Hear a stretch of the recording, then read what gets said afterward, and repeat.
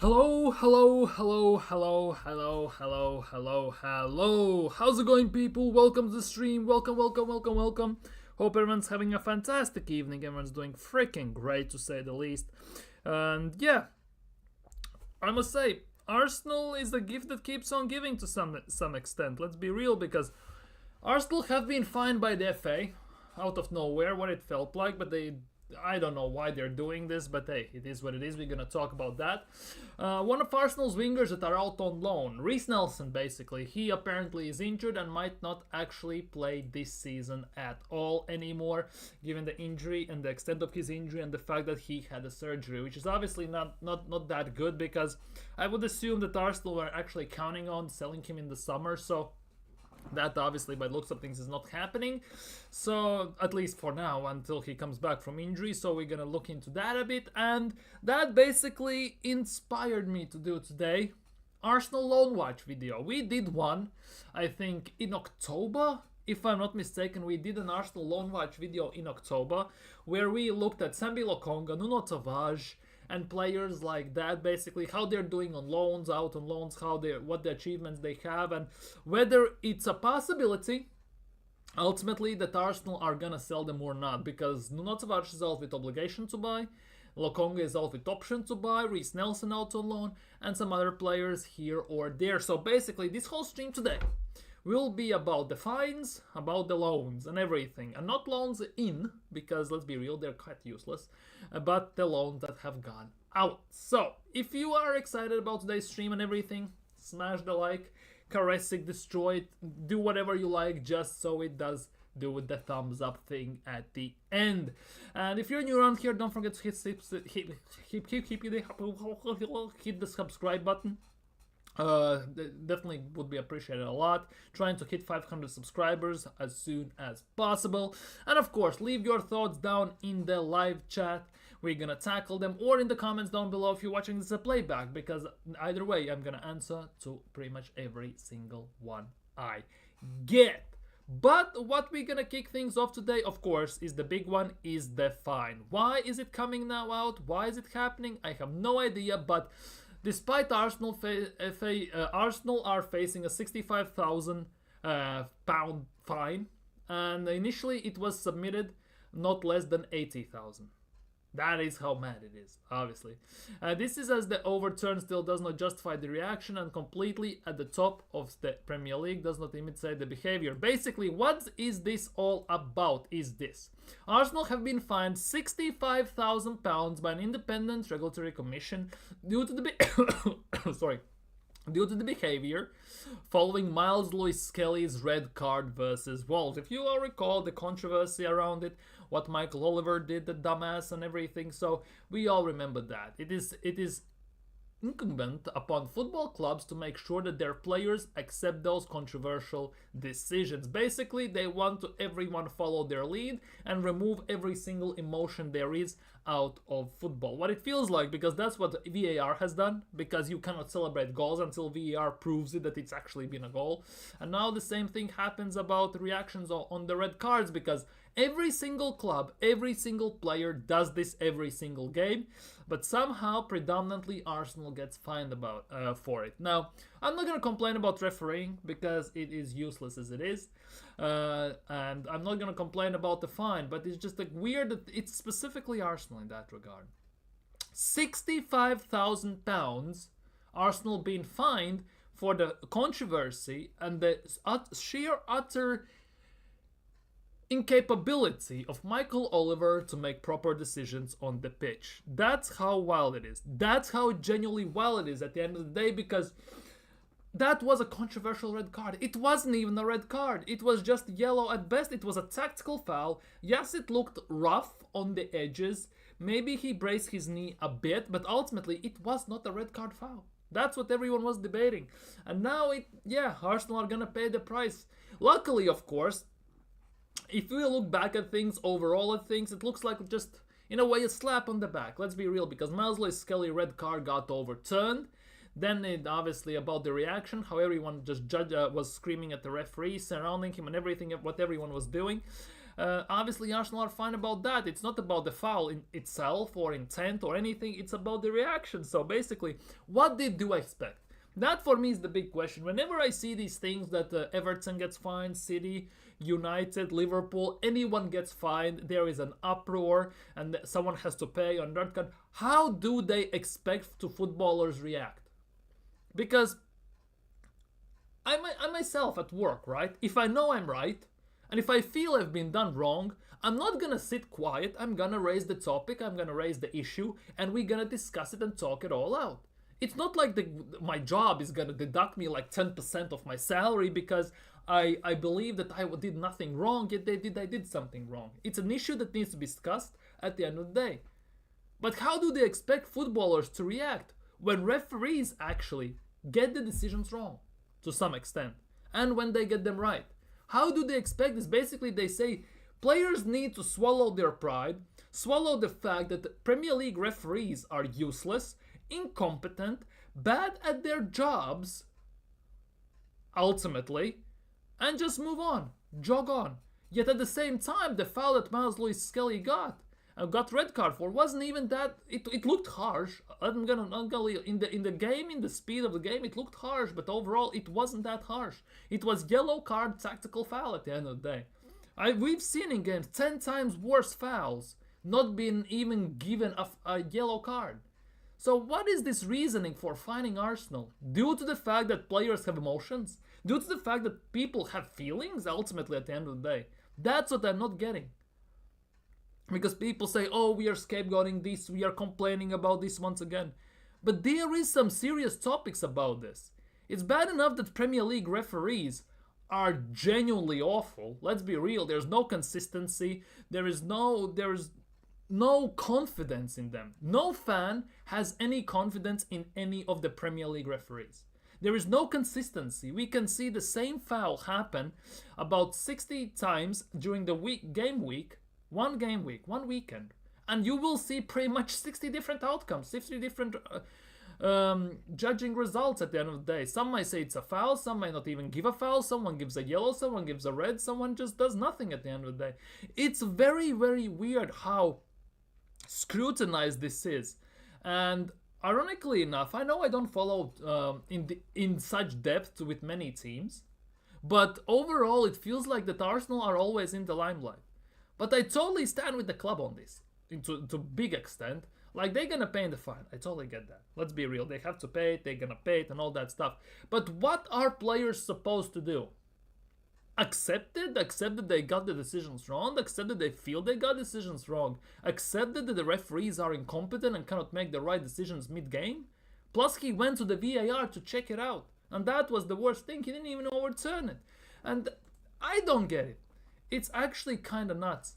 And it basically quite a bit resonated from this. Michael Oliver of this wrote an extraordinary incident report, by the way, following Arsenal's trip to Wolves last month, according to the FA. Following the 43rd minute dismissal, a number of Arsenal players surrounded myself to protest the decision. And to be honest, rightly so. That was genuinely a shocking decision. It's fine when City does these things. They don't get fines, they don't get red cards, they don't get no scrutiny. But when Arsenal does this on a useless and abysmal call to some extent by Michael Oliver, we get fined 65 grand. Like, make it make sense. Make it make sense. Where does this make sense? Where this is working properly? It's actually kind of embarrassing to maximum extent. Yes, I'm complaining about the referees. Yes, I'm complaining about the referees to some extent. I'm complaining about decision. It's genuinely insane. It's insane. Arsenal cannot celebrate goals. Arsenal cannot make tackles. Arsenal get fined for every single tackle they make, and they cannot fight for their rights. Ultimately, the referees and FA, in a way, are taking away our freedom. It's bad enough that football is becoming more and more robotic to a certain extent. VAR has taken away the emotional rush, the dopamine rush you get when your team scores a goal, because you have to wait for half a minute to see whether VAR finds that one player's leg hair is offside or keeping the player onside, just to see if that is a goal. Like, make it make sense. That's taking all the emotion, all the ability, and all the excitement out of football already. It's one thing. And now they are slowly, like, doing this, taking away the players' emotions as well. They're taking away players' emotions. Because, let's be real, if I was in this position, I would do the same thing. Because I strongly believe that was not a red card. VAR checked and everything, they still gave the red card and overturned it. That's what's actually insane. They are not allowing players to react to anything. Players basically have to swallow their pride to some extent. That's what they're saying. Swallow your pride, accept the L, and it doesn't matter whether we are right or wrong at the end of the day. And that is a big, big issue for me. How can you stand for this? That for me is the big question. Because as I said earlier, if I have a problem at work, I discuss it with my boss. And the fact that I discuss it with my boss, maybe we have a bit of an argument whether it's right or wrong, how I see it, how he sees it or she sees it, depending on which boss I'm talking to, right? It's not like work is gonna deduct 10% of my salary. But why Arsenal gets scrutinized on this, I have no idea. It's actually insane. Big up Pepper, we get the ultimate punishment for... Yeah, basically. We get punishment for Skelly celebrating. We get punishment for celebrating goals in general. We are not allowed to celebrate, even fans. We get punishment for basically fighting for what's right or what's wrong. We get scrutiny all over the place. And only we, by the way. United surround referees all the time. Nobody cares. City does that. Nobody cares. It just feels like Arsenal are only under this scrutiny. And to some extent Liverpool as well. We are the only two teams that get basically done over by this. We are the only two teams could basically suffer because of this incompetence of the Premier League referees and the decisions that are made by the FA and everyone else. It's actually kind of annoyingly embarrassing, to say the least. And that's what's painful, because the football I fell in love with when as a kid, right, at the moment feels like it's gone. It's completely gone. Like, as I said, you cannot celebrate goals until VAR checks it. Everything gets taken away, the emotions, feelings, the excitement, everything is very robotic and very lethargic. You cannot even stand up on feet in Emirates and celebrate mid-game when there's not a goal for a successful tackle, or stand up and shout because the security guards are gonna come to you and say, well, would you mind sitting down, please? You're messing up the view for the people behind you. Like, what is this? Like, genuinely, what is this? And that is the thing, it's all because George Graham said it's fine that everyone hates it, but basically that's what it is. It comes from George Graham and Arsene Wenger days.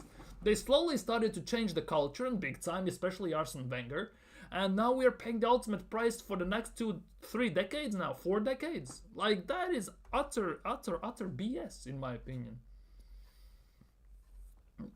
Kyle Morgan Gunner told a story how men in suits told him to sit down and quiet at them. Kyle Walsh, yeah. He told that, yeah. Kyle Walsh, yeah. Morgan, man, how did you mess that up? I have no idea, but hey, yeah, he said that the gun told that the story how men in suits told him to sit down and quiet at Emirates. Exactly. You cannot, for example, one of the biggest things, you cannot swear at Emirates, first of all, because you get thrown out almost from the stadium. I get that to some extent, but at the same time, why I'm going? Why am I going to games? I've been thrown out of the arena, hockey arena, by the way, for cussing out the opponent's players for his diving because he dove 3 times and our guys got 3 times 2-minute penalties. I was watching hockey, right? I got almost thrown out by the security guards as well, but it was rightly so. The 4th time, he actually got 10-minute disciplinary penalty. I get that's a bit different, but at the same time, you cannot express yourself even as a fan anymore, because it's all about the family. It's all about the group together. Like, you cannot celebrate. You cannot be yourself even at the games, because you cannot stand up. You cannot scream mid-game when almost nothing happens. You cannot celebrate tackles. You cannot just do anything pretty much at stadium. You have to go. You have to sit down. You watch the game and you walk away. It's like going to school. You go, sit down, you do some stuff, you go home. That's about it. Like, it's embarrassing, man. Yeah, you had a mare there. Dude, it's actually insane. It's insane. It's dumb, it's pathetic, but it's actually hella insane to say the least. Anyways, this I took in just because I wanted to talk about this. First of all, the final fee for the former Arsenal Academy youngster Aiden Heaven, who left for Manchester United this winter, is understood to be in excess of 1.5 million. 1.5 million for Aiden Heaven. Now, he's not the best, let's be real. He still needs to grow quite substantially compared to Aiden Heaven. Aiden Heaven, fucking hell. Compared to other guys we have at the back, the youngsters. But I can guarantee you that in about 5 years' time, if he doesn't work out at United, United will sell him for about 20 million. 100%. That's the biggest issue for me here. Because Arsenal again will lose some money. Although since he's a youngster from Academy, we probably will have some sell-on clause in that worked in, but only time will tell. Let's just put it that way. Now, this is a bit weird one. And this is per se not about Arsenal, but I'm a bit annoyed. Because I'm kind of scared, because we all know that Real Madrid wants Saliba, right? It's not a secret, it's one of the worst kept secrets in the world football. Let's be real about Saliba. But you see, initial contacts have taken place between Ibrahima Konate's agents and PSG. The French club are keen to recruit the Liverpool defender to continue their trend of bringing the best French players to the club. Now, as I said, we all know that Real Madrid really want Saliba, right? But in between everything, there have been some random rumors here or there, and I kid you not, that PSG also are looking at Saliba. Now, whether PSG signs Saliba and Konate, that's a completely different topic, right? But could it stand to a reason that at some point, if he's still at Arsenal, PSG will be coming for him? That for me is the biggest issue here. Because if they get Konate, right, it's bound to happen eventually that they're going to go for Saliba as well, no? Or am I tripping here? I might be tripping here, but who goddamn knows, obviously. So only time will tell in that regard. So, obviously, time will tell. Time only will tell. Moving on a bit further, it's about this, of course, that Real Madrid are ready to cash in on Saudi Arabia. That's according to Fikayas, obviously. Don't take it pound per pound. It's a very, yellow page story website. But the thing is that Saudi Arabia's interest on Vinicius Jr., if that happens, Real Madrid are ready to replace him with Victor Gyökeres. Obviously, we all know that Mbappe is more of a left winger than a striker, and they wouldn't be against exploring that option to playing him there on a consistent basis. That then means that Vinicius Jr. has to leave. At the end of the day, let's be real. So if he moves to Saudi, they actually would replace him with Victor Gyökeres. So that pretty much takes Arsenal off the table, because let's be real. If we and Real Madrid go in for the Gyökeres, there is almost no contest. Let's just put it that way.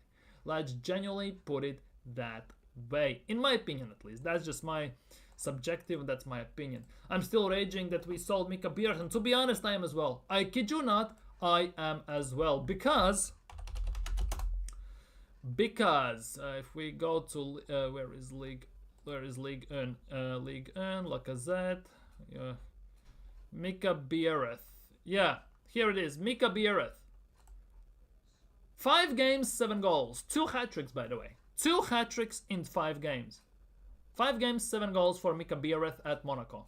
Sold him for 3 million to Sturm Graz. Half a year later, Sturm Graz, last January, that just ended, they sold him for 12 million to Monaco. 5 games in, 2 hat-tricks, 7 goals. Make that from that as you will. And Arsenal, ironically, are in desperate need for a striker. It's crazy how the world works, isn't it? Genuinely crazy. Yeah, big Mika Biereth, man. He is one of those players. In the recent, I would say 3 years, I would say at least 3 years, let's just put it that way. I really wish he got a chance at Arsenal. In the main team, per se. Just like Forlin Balogun never did, because Arteta wanted his son Edin Nketiah to play more, the king of Zamunda. Just the same happened to Mika Biereth. Never got a proper chance at Arsenal's main team. And let's be real, he actually would be cooking for Arsenal right now. He actually can score. So that is, yeah, exactly. He would have cooked for us. More likely than not, he would have. Especially he would be a proper backup for a Kai Havertz. Well, he actually would be starting instead of. I would actually start him instead of Kai Havertz. But let's be real, Havertz for Mikel Arteta is like his like adopted son. He's not gonna drop him. So yeah, Mika Biereth at Arsenal would have been something I really wanted to see at the time. But it doesn't look like Mikel had the same plans. And that's really pissing me off, I'm not gonna lie. Another striker down the Swanee.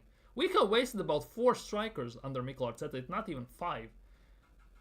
Lacazette, Aubameyang, well, Idik doesn't count, Balogun, Biereth, Chido. 5 strikers.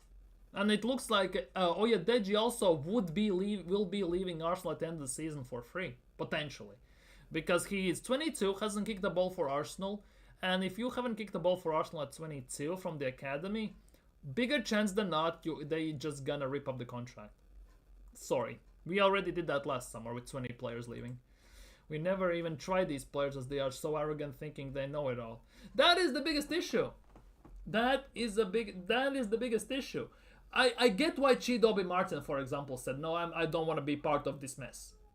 Because, let's be real, he saw what they did with Balogun. Havertz is starting every single game. And he said, well, fuck you, I don't want to play for you. Straight up. I'm sorry, excuse my French, but straight up. He just said that and went to United, ironically enough.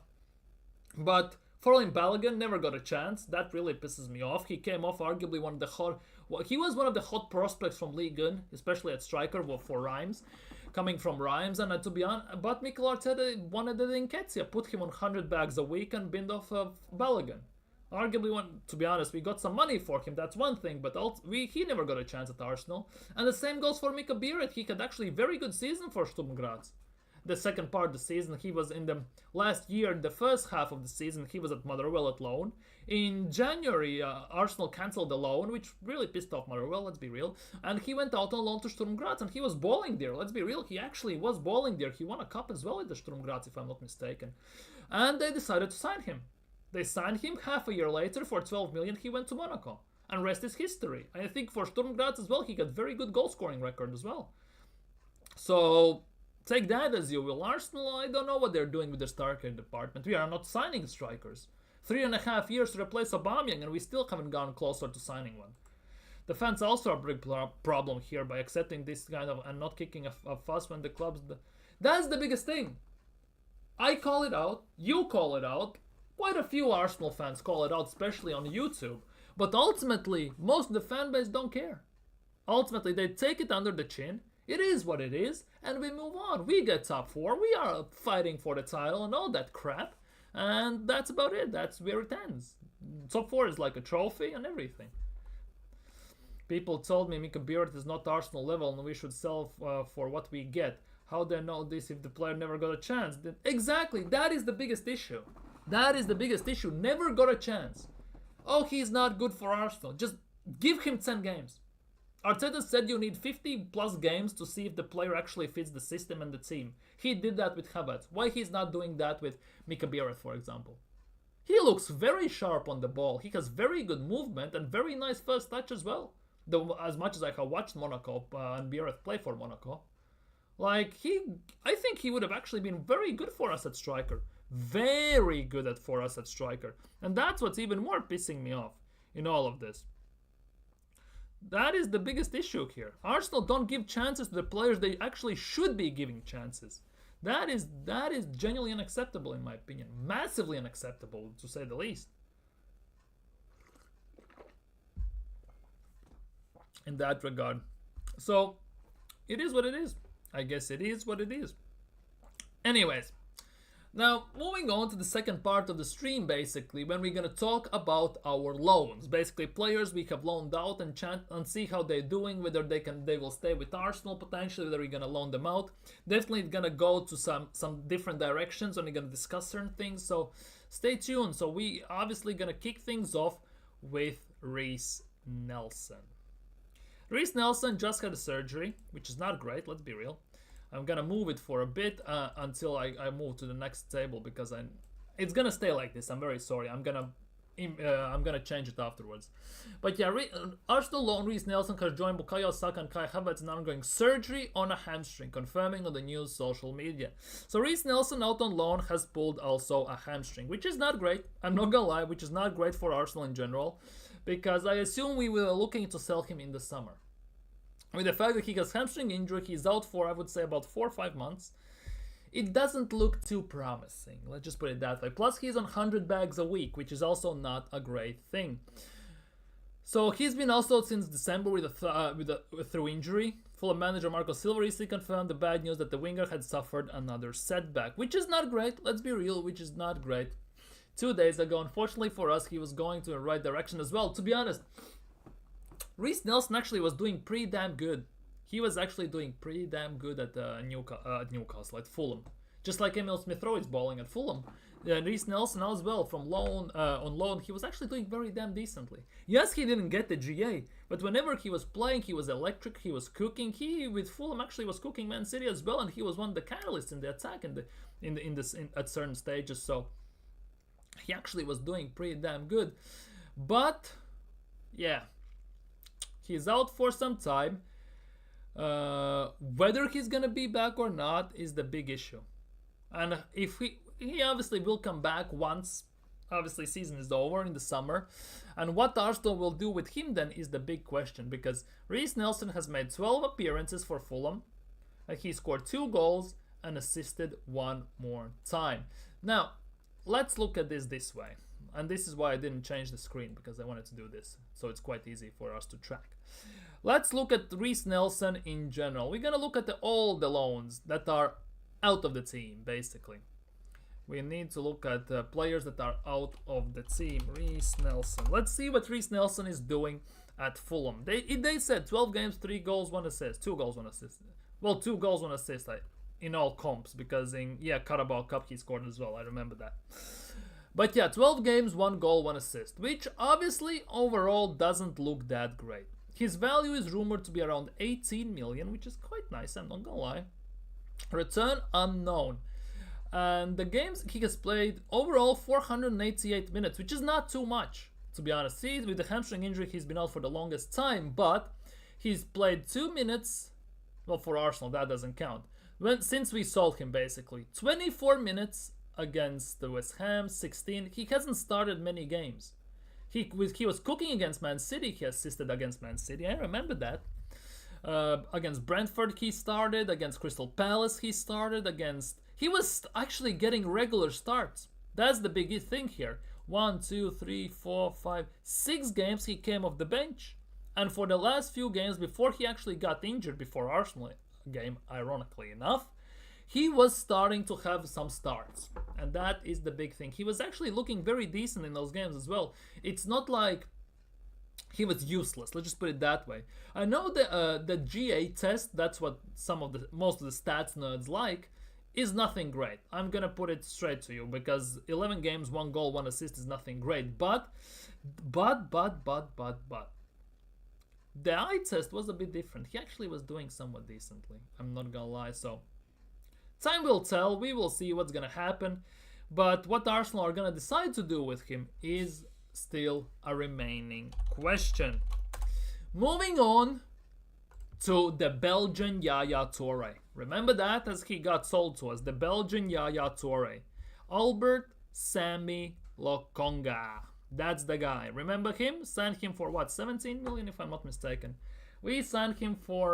Arsenal signed him for 17 million. From Anderlecht. His value at the moment is rumored to be around 12 million. He's currently injured, by the way. He also has a hamstring injury, ironically enough. Everyone Arsenal has a hamstring injury. He's like a hamstring FC, pretty much. But it is what it is, obviously.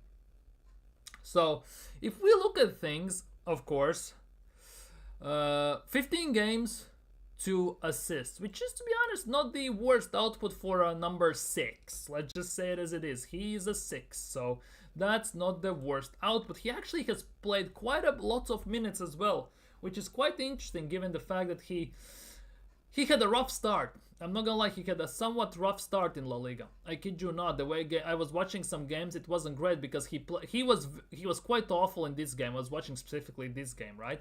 He has had hamstring injuries throughout the whole season. He has no hamstring whatsoever. But as you can see, he played 2 games here, and he started to play again full games. And the team was actually doing somewhat great. Okay, they lost against Leganés, they lost to Sociedad, but they beat Espanyol, where he assisted. They beat Rayo Vallecano, Osasuna. They beat Celta Vigo 4-2 against Real Madrid. That was actually quite a nice game to watch. He assisted against Valencia as well. He's playing full 90s pretty much whenever he plays. But his hamstring is genuinely very, very poor. That's the biggest thing. He is very poor in terms of hamstrings. It doesn't look like he has good hamstring. Company needs to come and collect his boy, pretty much.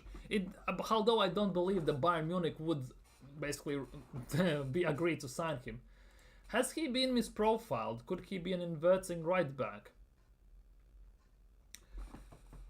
Inverted right back. I don't think so. The thing is, as a right back, you have to run a lot, and he doesn't look like he can run a lot given his injuries and everything. Because, as you can see, pretty much every single injury he has had in his career is a hamstring. Hamstring at Luton, out for 14 games. He has had 3 hamstring injuries at Sevilla, and he has been out now for 8 games. That already seems a bit of an issue, because hamstring injuries is nothing great. That is the biggest issue. Obviously, he had a ligament tear at Anderlecht when he was just a kid, and that obviously is basically now turning up and ruining his career. But yeah, he has only had hamstring injuries, and I think that's one of the biggest reasons why he's never going to play for Arsenal. We get hamstring injuries in general most of the time. We get muscular injuries for most of our players when we get injuries. It's not like they get something random. It's usually muscle injuries and specifically hamstring injuries. So if we keep Sambi Lokonga, there will be more of that. Genuinely, there will be more of that, I would assume so. So time will tell. We'll see how this goes. But ultimately, yeah. Yeah, Sevilla have had an up and down season. That is definitely a true story. They have very, like, if we look at Sevilla's results, you see, they lose, then they draw, they lose, they draw, they draw, they lose, and they're not doing that hot in Serie A as well, by the way. They're not doing Serie A in La Liga as well. They're not doing that great in La Liga, by the way. They're sitting 12th in the league, proper mid-table at the moment. That is also the thing. They're sitting properly in the mid-table. So Lokonga as well right now is 25. We signed him when he was 19, if I'm not mistaken, right? We signed him when he was 19. He's 25 already. That is the big thing. When we signed him 22, no, we signed him 21, 22 seasons, or 4 years ago, when he was 20, 21. So, yeah, I think his time is done at Arsenal in that regard. Now, the biggest issue with this is he is at Sevilla on loan with option to buy, not obligation. He is there and with an option to buy. So if he cannot stay fit long enough, they may actually not buy him. So if we can sell him for 12 million, pretty much recuperate about 75 to 80% of the money we spent on him when we signed him, I wouldn't be against that, I'm not gonna lie. Especially since it hasn't worked out. Even though there were some games where he was brilliant for Arsenal, I'm not gonna lie. But there were also games where you could see he's way out of his depth. That is also the case. So that option to buy is not a great thing, because if he keeps being injured with the hamstring injuries and everything, it genuinely spells more trouble for Arsenal, because it means he's going to come back, Sevilla are not going to sign him, and Arsenal will struggle selling him. And he also doesn't have a predicted time when he's going to be back. That is also a big issue. Although when you look at his previous hamstring injuries, it's usually 2.5 months or so. A month or 2.5 months. His previous ones were for a few weeks, 3 weeks or so. So I would expect him being back maybe early March at best. Time will tell. But this is genuinely not a good look. The amount of hamstring injuries he's getting, it's a bit of a worry sign, I'm not gonna lie. I know that these hamstrings only started in 23, 24, exactly. That is the case. And it started when he started to get proper game time as well. Because look, he was at Arsenal in 21-22 season. He played how many games for Arsenal in that season? I forgot. How many games he played for Arsenal in 21-22 season?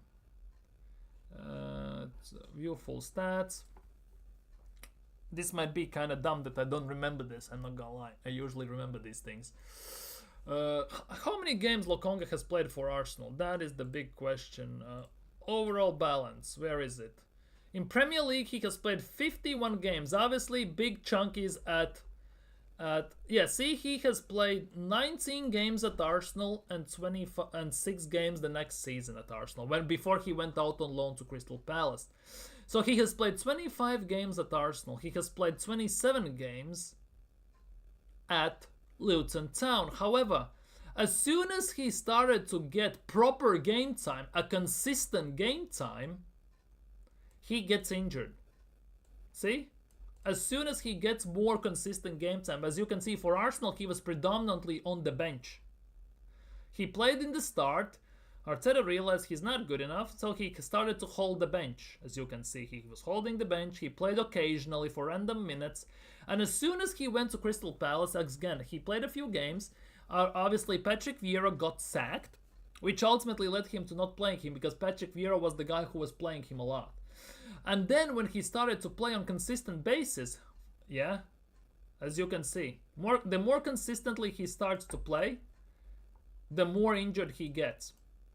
And that, I think, is a big issue. Because it happened at Sevilla as well. That, I think, is the big issue. The more he plays, the harder for him it is to stay fit. As you can see. He had a hamstring. He played a few games, got a hamstring again. He played a few games. He was injured again. He played a few games and now he has a hamstring again. So on average, he plays about 5-6 games and gets injured pretty much instantly once again. And for a player to have him on consistent basis and for a team to sign him, I'm not sure that is the best of looks for him. And that for me is the biggest reason why I think it could be an issue for Arsenal to sell him to Sevilla after this season. I hope that Saka does not have this issue. No, I do. There is a big possibility. I'm not gonna lie. There is a big possibility. As much as I hate to say this, as much as I hope it doesn't happen, but there's a big possibility to that. Unfortunately. Big up, Nally. Big up. Players sometimes have a default injury. Even I have a default injury, which is my calf. I'm hoping that Saka does not fall into... Exactly. That is the case. For me, default injury was an ankle. Specifically left ankle. Right ankle on occasion, but more predominantly I usually sprained or twisted or did something to my left ankle. I know it's kind of clumsy, the fact that I predominantly do it with my ankles, but yeah, everyone tends to have at times very specific injuries, and it looks like for Sambi Lokonga it's gonna be a hamstring. Unfortunately, because that's one of the worst, arguably muscular injuries are the worst ones. Now, here is the biggest hope, a player that Arsenal can sell. It's Nuno Tavares.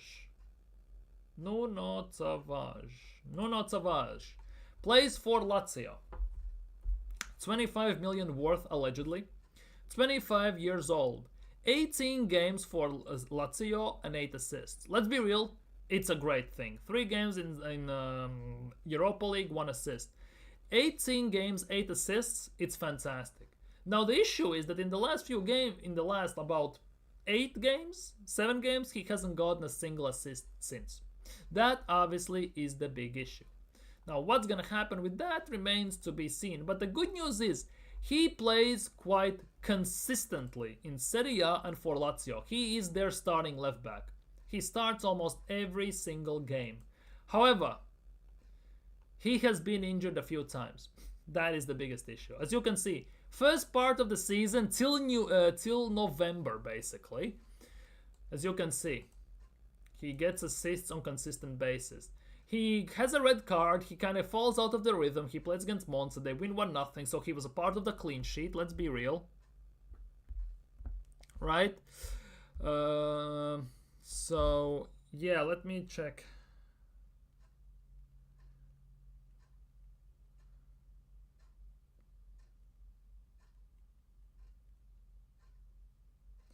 So, yeah, as you can see, and since then, since he got that hamstring injury, It feels like he has lost something, either confidence or what.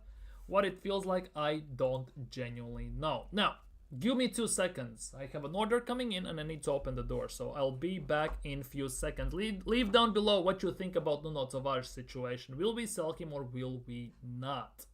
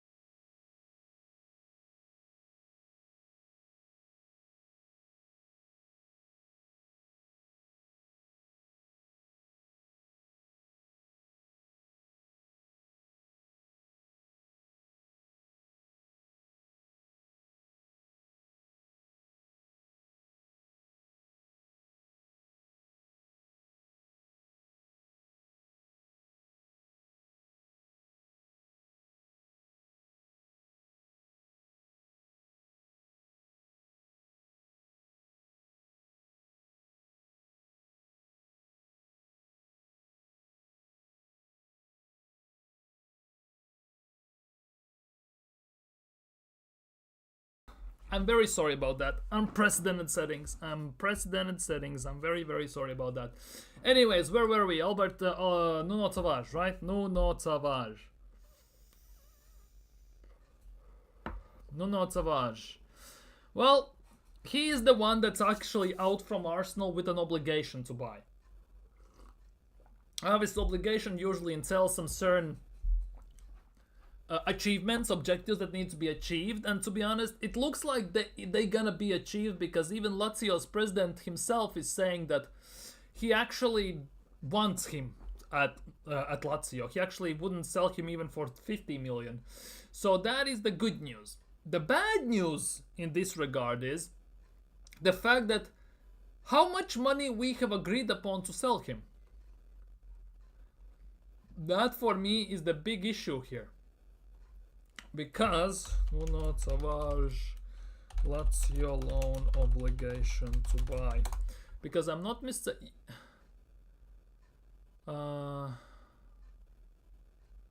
Tavares arrived via loan from Arsenal, and his obligation to buy is just... Yeah, see? That is the biggest issue here. Here is the biggest issue. Nuno Tavares arrived via loan from Arsenal, and his obligation to buy is only 5 million. 5 million to buy Nuno Tavares.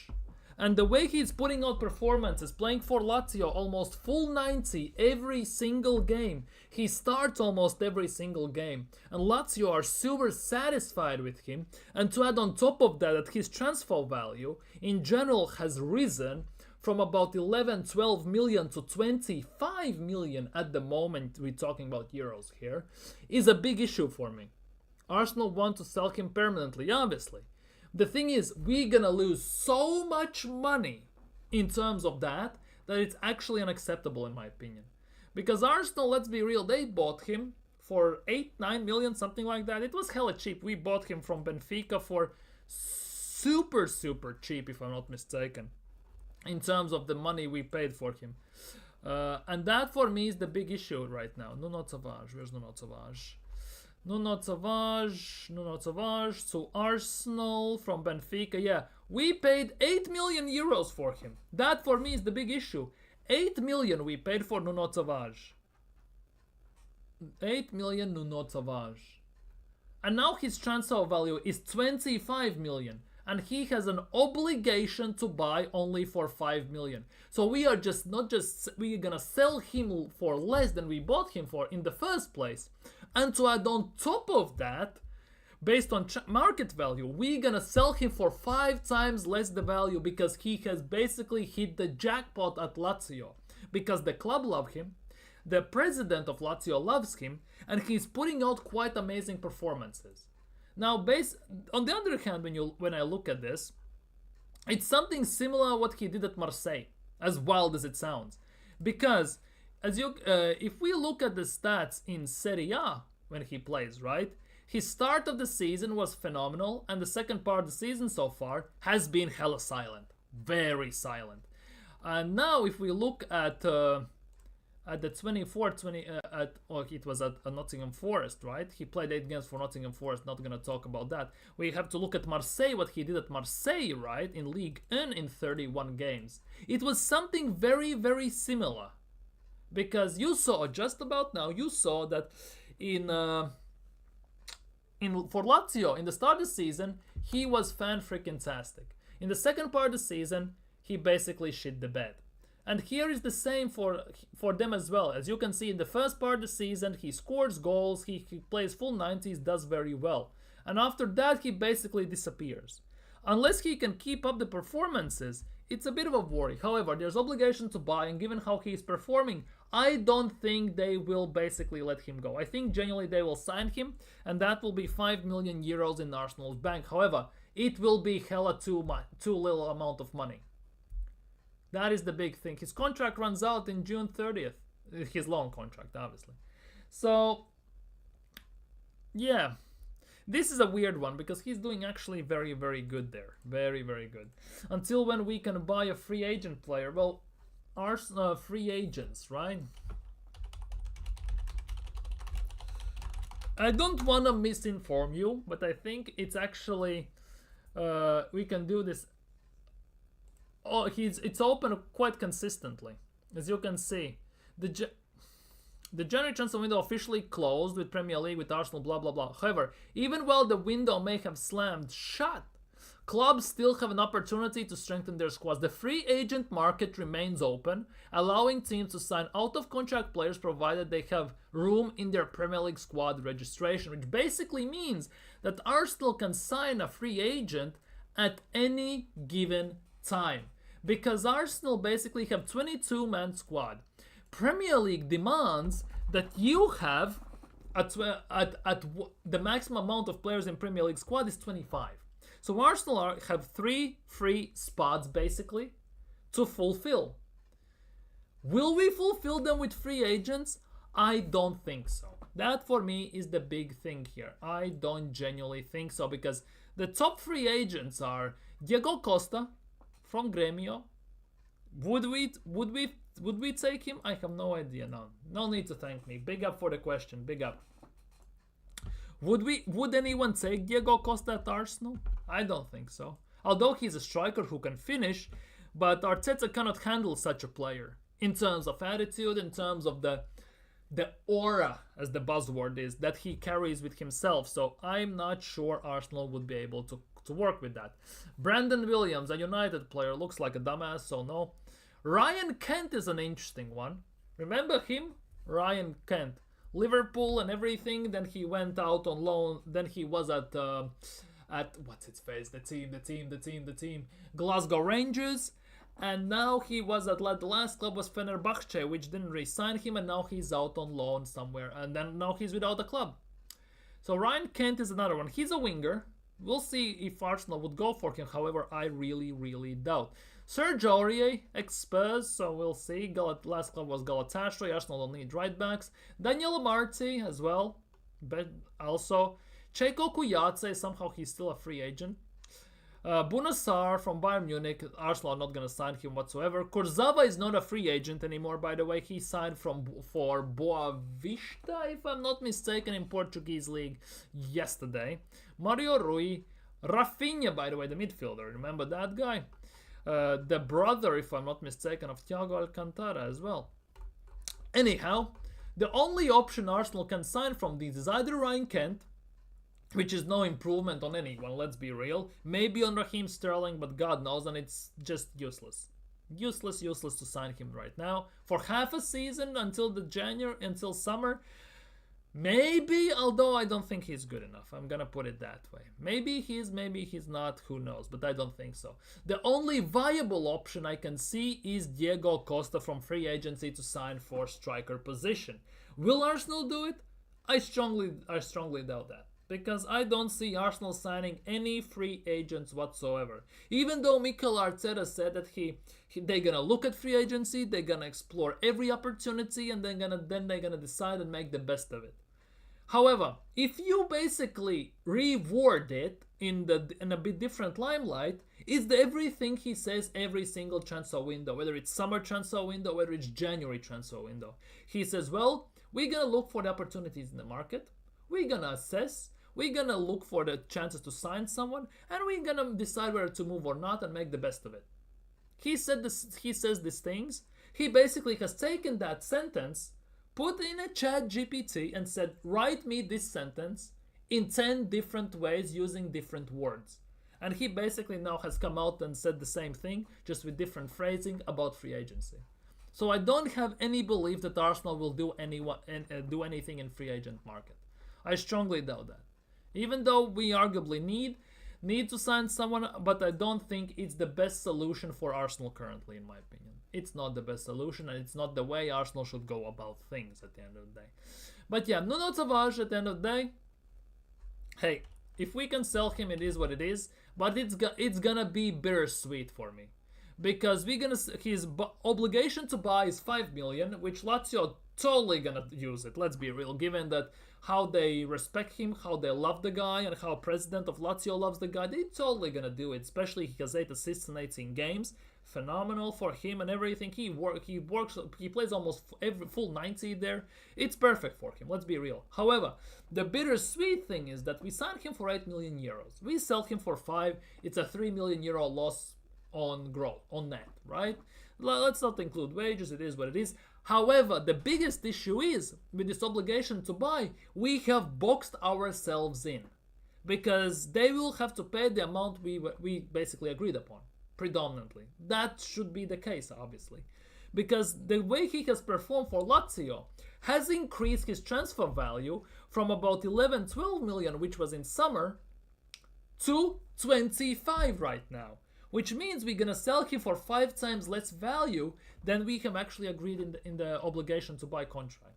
Which will be that bittersweet thing that's gonna leave the taste in the mouth. In that regard, for me personally, regarding Arsenal. And that for me is the biggest issue with Nuno Tavares and the situation surrounding him in that regard. Any news for Arsenal besides that? That for me is the biggest question. Are there any news or not? Let's check regarding Arsenal. That is the big thing. Only one player has a better ground duel win rate than Miles Lewis-Skelly in the Premier League. In the 50 plus contested, it's Ezri Konsa, ironically enough, a center back. Moran Fellaini did Why Can't You? That's just the dumbest thing I ever heard. Here it is. According to John Cross, which is, I would say, 50-50, let's just say it as it is, Mikel Arteta is hoping that Bukayo Saka and Gabriel Martinelli will both be fit to play after the next international break. What the hell are they smoking?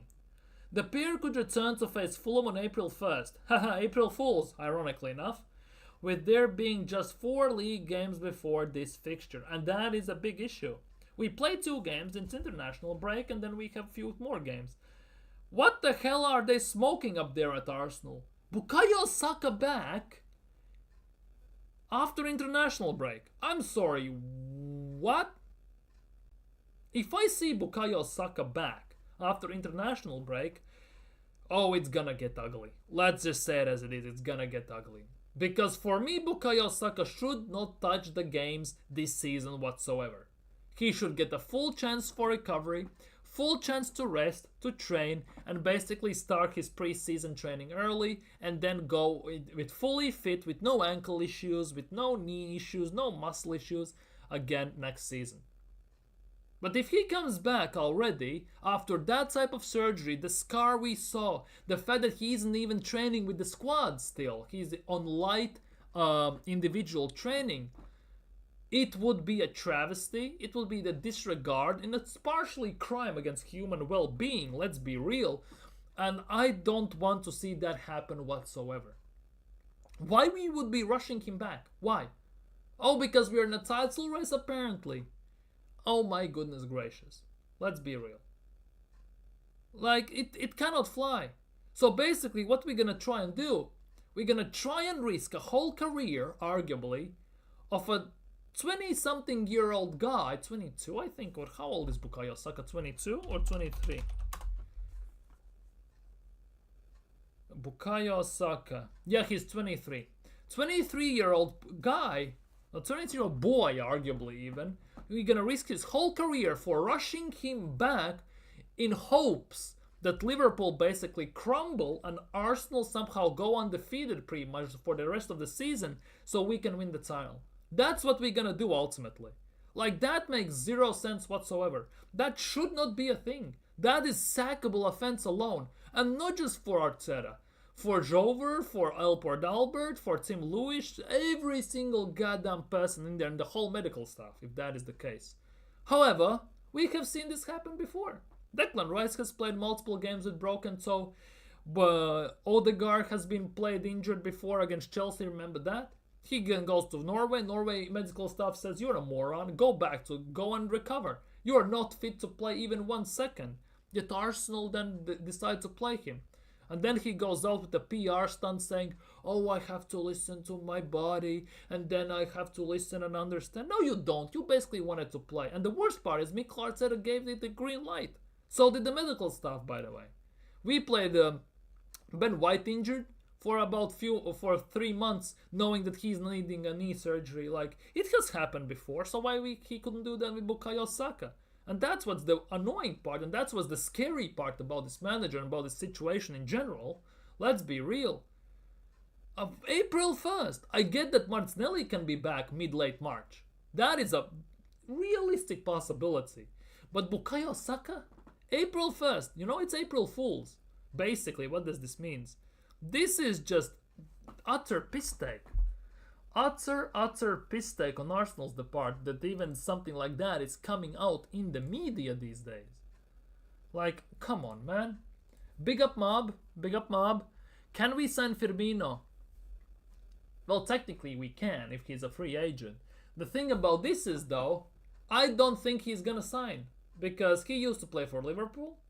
Would he come in to try and play a big part in Arsenal winning the league against Liverpool? I don't think so. I think he's Liverpool through and through, and I don't think he would play for any other club, just like Jurgen Klopp said he wouldn't coach and manage any other club besides Liverpool. So, quote unquote, he could. But if he doesn't play and if he goes into free agency, then I don't think so. I genuinely don't think so. He played for Al Ahly today. Interesting. Now, Sunderland are beating Leeds. Interesting. Barcelona are beating Rayo Vallecano 1-0. Who scored? Lewandowski scored a penalty. Interesting. Genoa. How is Patrick Vieira doing? Patrick Vieira is coaching Genoa, if you have been living under a rock, by the way. Just saying, just putting it out there. He's been coaching Genoa in the last few times. He actually doesn't have a bad record against for Genoa. In the last few games, they beat Parma, lost to Roma, they beat Monza, they lost to Fiorentina, a very close and tough game, and they drew against Torino. So Bacic is actually doing not that bad. He's what? Above relegation. He's 8 points above relegation. If they beat Venezia, they even gonna extend that to 10 points. So he's not doing too bad. Let's just be real. Okay. Ali, right? One like.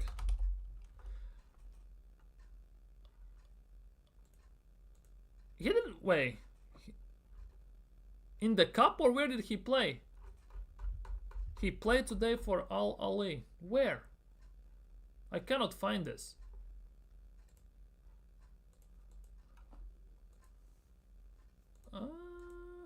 Wait. I want to see this just because. Al Ali played. Oh, today. My bad. I missed it. My bad. Firmino scored, Galeno scored, Riyad Mahrez scored, and Ivan Toney scored. Ivan Toney, another player we should have bought last summer, by the way. Damn idiots at the board there. Firmino, Galeno, 50 million for him. That was a money well spent by the looks of things. Oh, it's AFC Champions League. Oh, I get it. And Riyad Mahrez scored. All the signings they made, they have scored. They're on top of the league, by the way. Top of the league.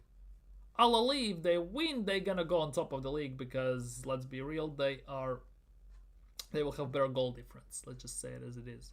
How comes nobody has, by the way, a badge here? Only Al Hilal, Al Nasser, Al Ali, and Al Ain. Ironically enough. Anyways, let's swiftly move on. Score 2, yeah, but I don't think he's gonna come. Even if he goes away as a free agent, I don't think he's joining Arsenal whatsoever. Exactly, that's the biggest thing. As an Arsenal fan, for example, for me, I also have mixed feelings. I want to win a trophy so bad. It's genuinely burning me inside with the fact that we haven't won Premier League in 22 years.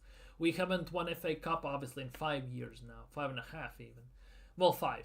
And we haven't won Carabao Cup in 32 years. And we have never won Champions League, by the way.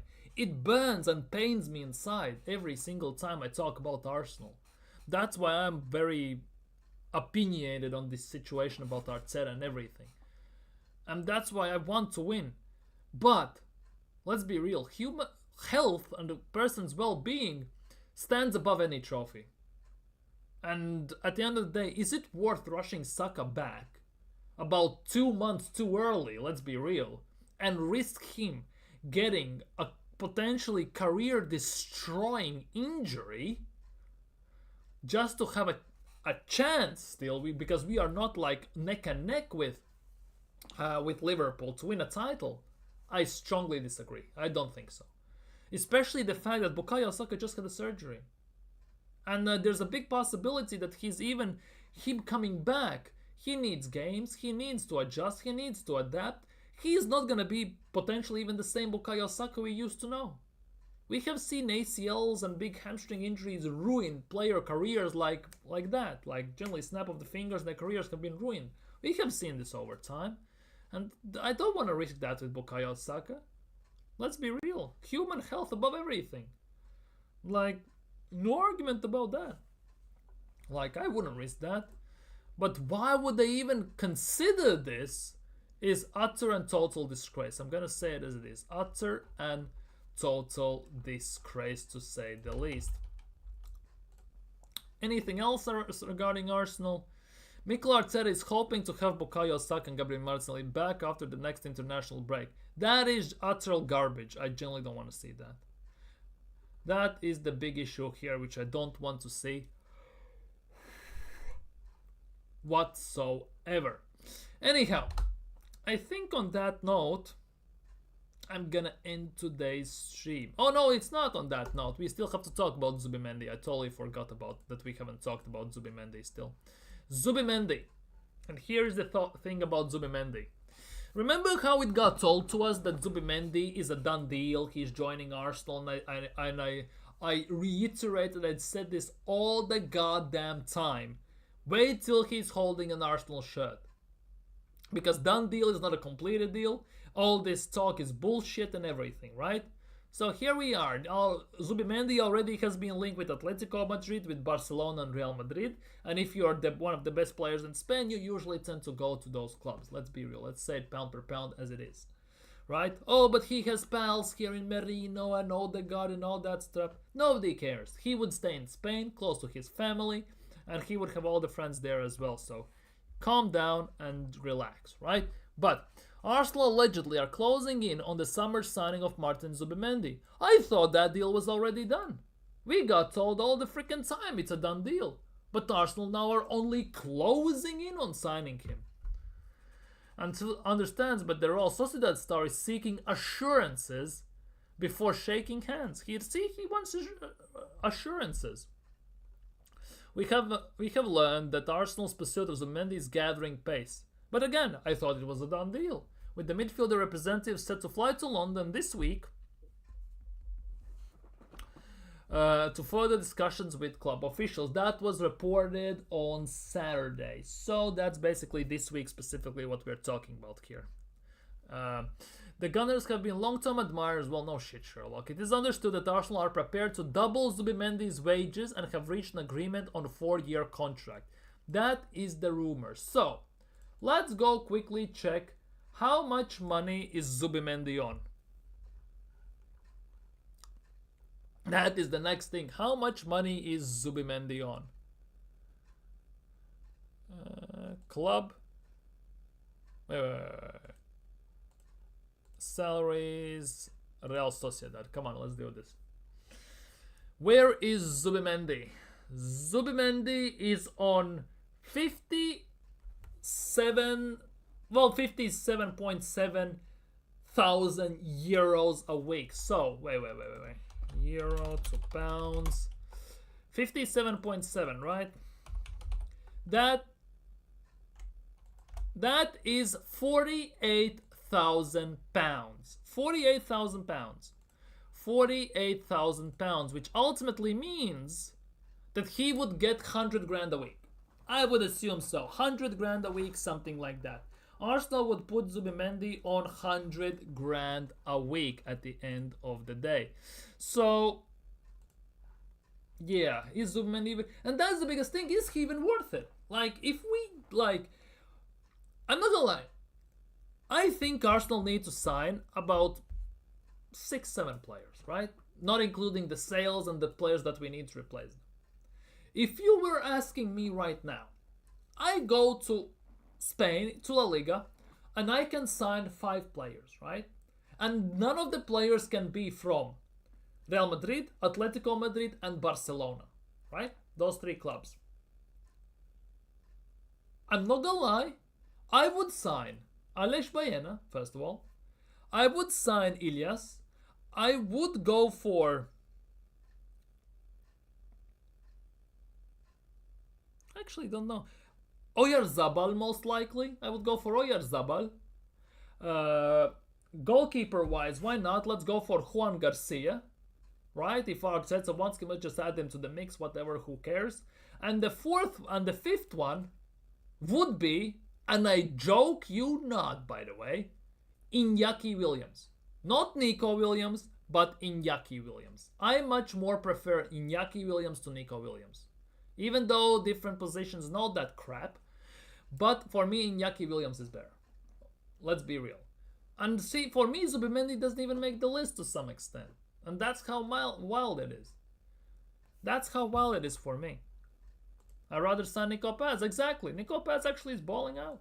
Arsenal need to spend 200-300 million in summer. Exactly. That is the biggest thing. We need to spend 250 to 300 million alone to sign about 5-6 players. That's about 50 to 60 million a player, which should do the trick, right? But that doesn't include the sales. We need to sell as well about 5-6 players on top of that. So ultimately, Arsenal this summer need to sign about 9-10 players alone. And they're never gonna do that, but that's because that's not in Arsenal's DNA.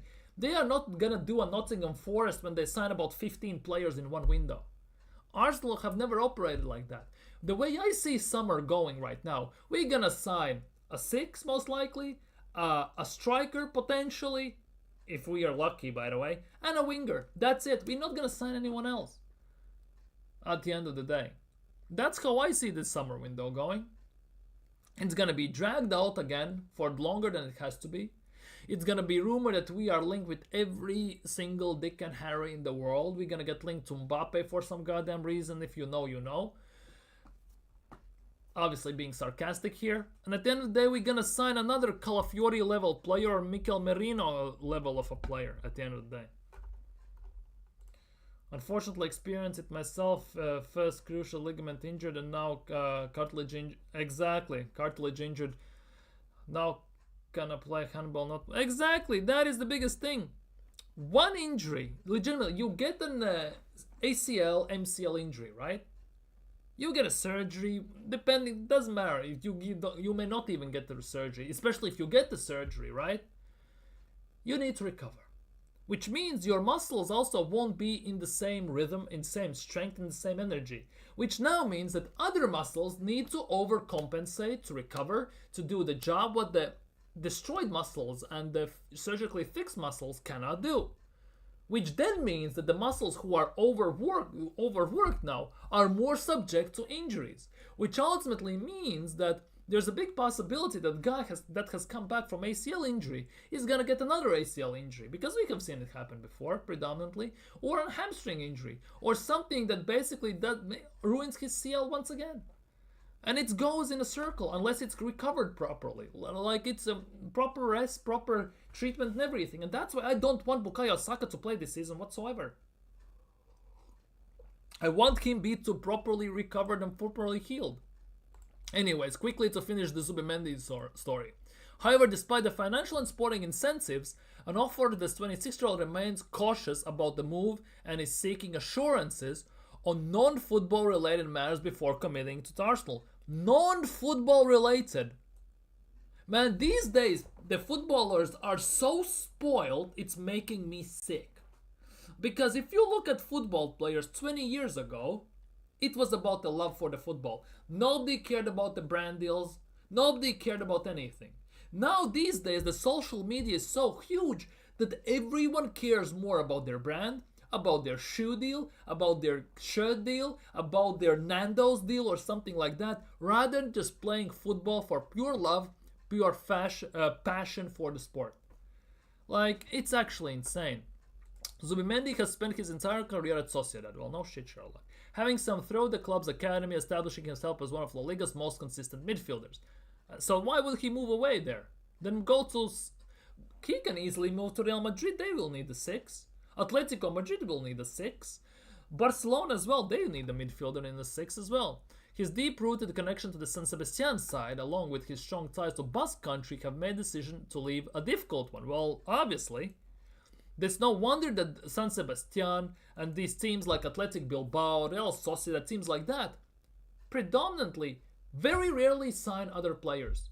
They predominantly use the players from their academy, they grow, they put them in the young teams, and they put them in the main squad. They sell well, but ultimately they usually don't buy as many players. Yes, they do buy players on occasion, we have seen this, but predominantly they use the players from their own academy. And that's why they have never PSR or FFP issues. While Arsenal can offer Champions League, significant pay raise, and key role in Mikel Arteta's squads, Zubimendi's hesitation revolves around factors such as lifestyle adjustments, family relocation, and settling into life in England. And to be honest, this is one of the reasons why we won't sign him. One of the biggest reason, arguably. The midfielder is known to value stability and is keen to ensure that any potential move aligns with his personal and professional ambitions. I still believe that one of the biggest reasons why we signed Declan Rice and not Man City is because Declan Rice was in London. Biggest reason, I arguably still believe. It's not about the money, it's not about the salary and everything. Because if he didn't care as much about London, he probably would be at City. Why would you choose Arsenal instead of winning titles consistently? Let's be real. Despite Zubimendi's concerns, Arsenal remain optimistic. Obviously, the deal is not done and everything, so it's actually kind of insane. It actually is kind of insane. Zubimendi is an athletic Jorginho, but get Baleba similar to Caicedo party profile. Not exactly, and this is for me the biggest reason. Why don't we sign players who are already Premier League proven? Why don't we go to the smaller teams and sign their best players? Because every other team does that in the Premier League, except Arsenal. Except Arsenal. We rather go to Chelsea and go and look at their trash cans. Same goes for City. We'd rather go to City and look at their trash cans instead of signing the best players from the smaller teams. Michel Olise, Eze, Gehi, Buemo, Wissa, oh my goodness, Baleba, Caicedo at the time, Douglas Luiz at the time. We had chance to sign all of those guys and we signed none of them. Like, make it make sense. Make it make sense. Utter and total disgrace how this club is moving. They rather sign an unproven Spanish player who has never played out of Spain, by the way, than sign actually a proven Premier League player who can play as a 6, who can play as an 8, who can play at a wing. Like, use the brains. Use the brains. Let's be real. Use the goddamn brains. But we don't have any scouts. That's the biggest issue, I guess. But hey, it is what it is. Anyways, I think on that note, I'm gonna end today's stream. If you haven't already, like the stream, like it, destroy it, caress the like button. Subscribe if you're new around here. Gonna be back tomorrow. If you haven't already, leave your thoughts down in comments below if you're watching this as a playback. See you all tomorrow. Take care. Have a nice evening. Hope you had a great start of the week. Take care. Stay safe. You've been amazing. Big up Killswitch. Big up Mob. Big up Nally. Big up Pepper. Big up Marlon. Big up everyone who dropped by. Take care and stay safe.